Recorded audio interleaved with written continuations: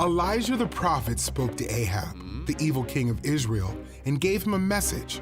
There will be no dew or rain for the next few years unless I command it. This will certainly happen. Oh no! Then God told Elijah to go to a place near a stream. God said the ravens would provide food for Elijah to eat, so Elijah obeyed God. The ravens brought him bread and meat, and he drank water from the stream. After a while, the stream dried up because there was no rain in the land. Then God told Elijah to go to a small village. God said a widow in the town would provide for Elijah, so Elijah obeyed God. When Elijah got to the gate of the city, he saw a widow gathering wood. He called to her, "Please bring me a little water so I can drink." As she went to get it, he added, "Please bring me a piece of bread too."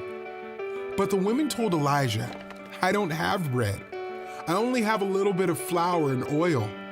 The woman and her son were planning to eat one more meal before they died from hunger. "Don't be afraid," Elijah said. "Go and prepare the meal, but first bring me a small loaf of bread. Then make some for yourself and your son. God says you will not run out of flour or oil until rain comes again." So the woman prepared the meal. She, Elijah, and everyone in her household had enough to eat, and she did not run out of flour or oil, just like the Lord had said. Sometime later, the woman's son got sick, and he stopped breathing. Elijah took the boy upstairs and laid him on the bed. He cried out to God, stretched himself out over the boy 3 times, and cried out to God again. "Lord my God, please let this boy live again," Elijah prayed.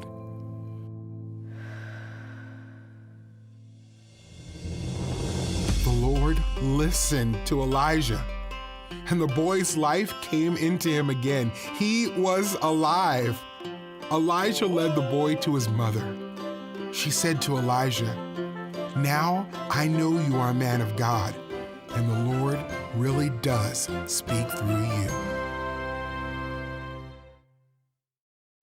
God miraculously provided through Elijah to give food to the widow and life to the widow's son.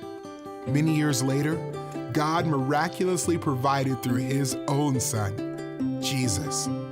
Jesus is greater than Elijah. In Jesus, God provides salvation and life to everyone who trusts in him.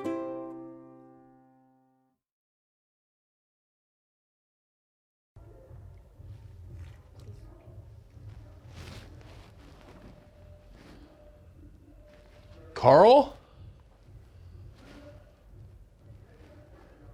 Oh, what's up, kids? Welcome to Grow TV! Hosted by Carl, where we have fun with our friends, talk about Jesus, and go over everything the Bible has to offer. Now, once again, welcome to Grow TV! Yo, what's up? Let me call Carl real quick. I want to see what he's up to. Hello? Okay, Carl, where you at, man? I'm here at Grow TV. Aren't you, like, supposed to be, like, starting a cooking show today? Oh, I thought you were doing that. What? I heard you talking to Jade about it last week. Like, you said that you would cook and, like, you would help out. So I decided to go on vacation.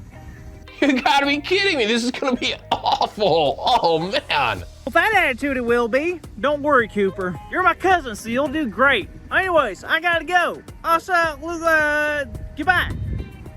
Well, hello, all my foodie friends, and thank you so much for joining my new cooking show that I have, apparently. That's right, a new cooking show. I was thinking to myself what I should name this cooking show, and I thought, Well, my name's Cooper, and I'm cooking, so we're gonna call it Cooking with Cooper. Now, we didn't create this cooking show for any old reason, no sirree. We actually have like a really big event happening like at the end of the month. It's gonna be like a big party with like all of my favorite people there. And I'm so excited. Now, you guys know my friend Jada, right? Well, recently she came up to me and Carl and she asked us if we knew how to look.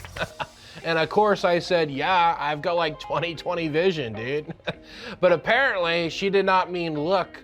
She meant to ask me if I can cook. I misheard her, that's my bad. So my dude Carl and I said yes, and I would help him out, but it looks like Carl isn't showing up. So I'm cooking solo today. And now I only have a few weeks to learn how to cook, so I figured we'd start a cooking show. It's gonna be great, it's gonna be awesome. Or should I say, excellent. Get it? Because like eggs? Okay. Today we will be preparing an absolute wonderful dish that all of us love very much in our lives. And that is, a drum roll please, a cake! Yes! Today, you may not actually see a cake box instruction thing here because we don't listen to instructions or recipes or anything like that. We listen to the recipe of our hearts, my dudes, okay? All right? So first, you add the right amount of sugar.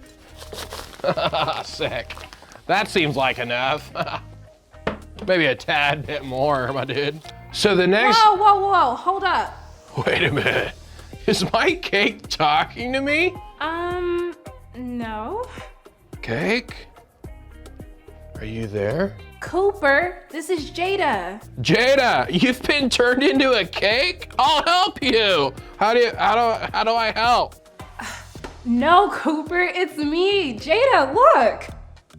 Oh goodness, there you are. Funny story, Jada. I thought you were a cake. But you're not. Nope, not today. Anyway, so what are you up to, Cooper? Are you cooking? Oh, excuse me one moment, Jada. Hey kids, remember, Jada thinks I can cook.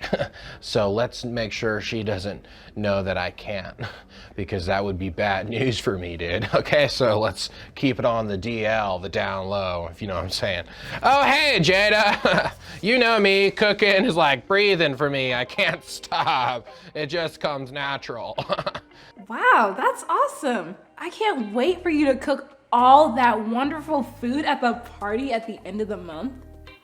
Yup, me too.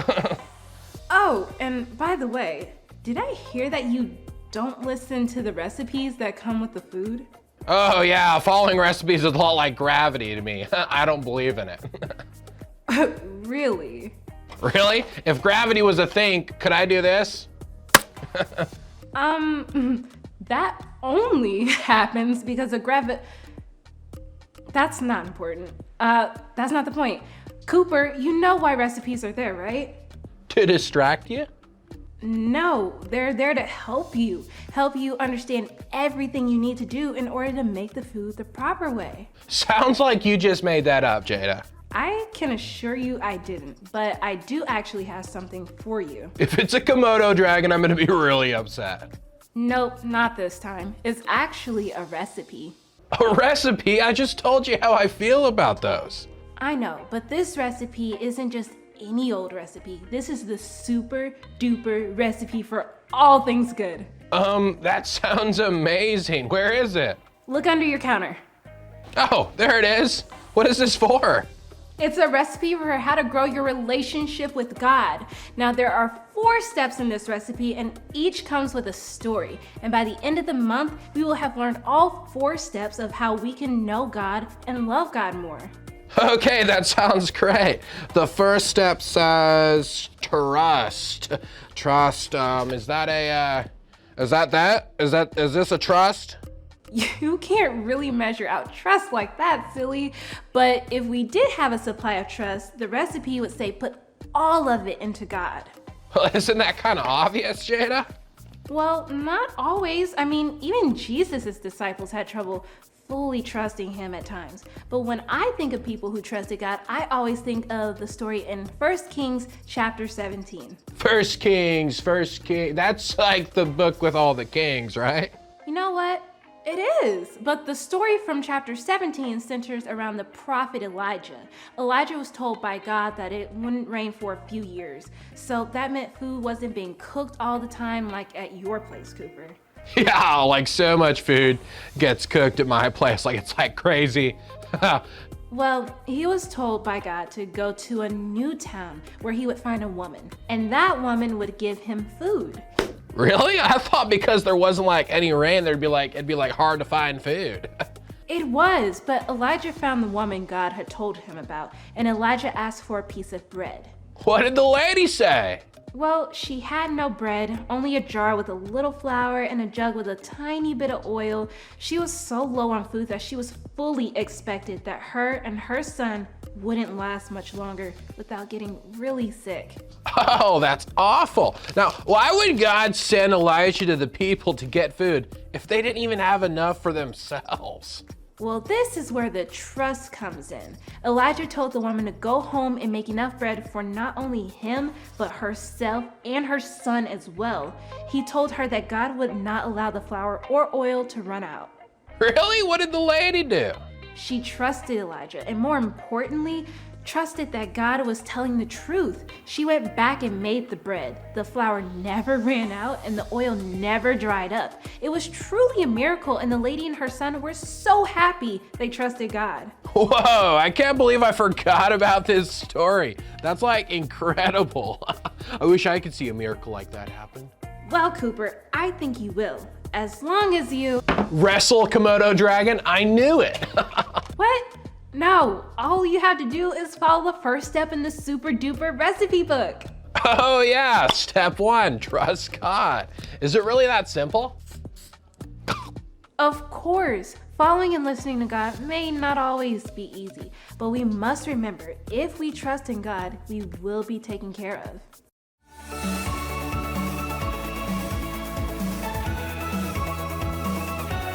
Hey there, everybody. Our big idea is step 1, trust God. So on the count of 3, I want all of us to say it out loud. Are you ready? 1, 2, 3. Step 1, trust God.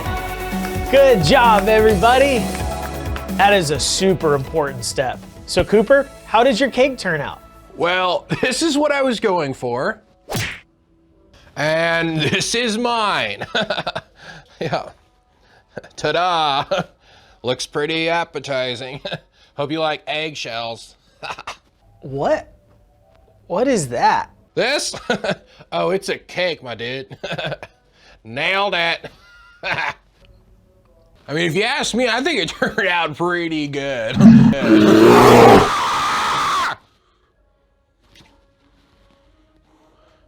That thing just made a noise? Thank you for watching, and tune in next week for a new episode of Bro TV. Ephesians 2 verse 10. For we are God's handiwork, created in Christ Jesus to do good works, which God prepared in advance for us to do. Ephesians 2 verse 10. For we are God's handiwork, created in Christ Jesus to do good works, which God prepared in advance for us to do.